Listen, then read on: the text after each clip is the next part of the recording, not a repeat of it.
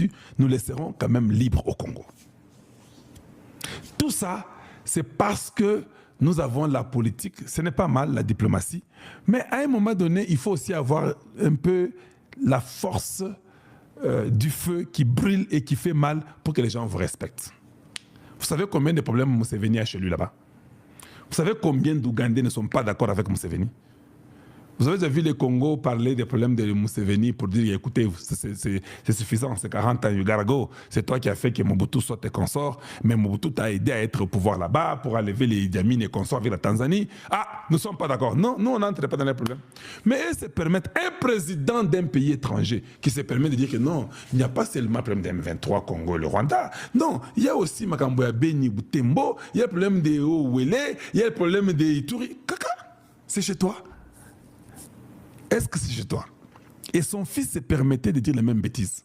Quand vous voyez Museveni commencer à dire ça, vous comprenez que tout ce que son fils avait toujours dit, il n'était pas faux. Il prenait ça de son papa. Maintenant, il le faisait dans la folie pour vous distraire. C'est son papa qui lui disait que Kende est bêta masoloyo. Ou bien l'enfant écoutait ce que son papa disait avec leur oncle Museveni. C'est pourquoi l'enfant venait dire ça publiquement. S'il vous plaît, aidez-moi à tapoter la vidéo et la distribuer. Quel est le plan que nous avons pour contrer Museveni, la politique congolaise? Une politique active. Parce qu'à un moment donné, nous ne sommes pas un dépotoir. Le Congo n'est pas un dépotoir. On ne peut pas continuer, chaque fois, on doit régler le problème de l'Ouganda. Maintenant, c'est le Rwanda, c'est comme si nous ne dépendons d'eux. Non, ça doit cesser. Et il faut amener une politique agressive pour que ça s'arrête. Sinon, ils vont continuer à croire qu'ils sont eux qui font la vie là-bas. En mettant l'or et commençant à croire que maintenant c'est l'or qui va faire du travail là-bas. C'est très important. Il y a aussi des défis sécuritaires. Lui parle que nous avons des défis sécuritaires. Si aujourd'hui on avait quand même les Ougandais qui pouvaient aussi quand même pousser la pression sur lui, est-ce qu'il y a un enfant qu'on a besoin? Est-ce qu'il y a un Ougandais qui a besoin d'aller faire, de travailler dans son pays, que nous puissions aussi former un groupe d'Ougandais qui veulent aussi rentrer chez eux? Les Africains sont des médiocres, je vous dis.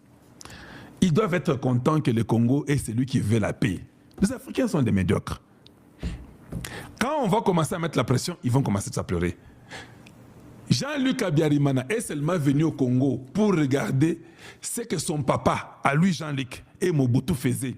Dans notre musée, il est venu à côté d'un musée. Kagame ne dort plus. Ne dort plus. Est-ce que c'est la politique que les gens veulent? Il ne dort plus. Lui peut dire tout haut, allez venez, je vous aurai un passage pour aller chez vous. Si tu sais que dit seulement que tous les Rwandais, Hutu,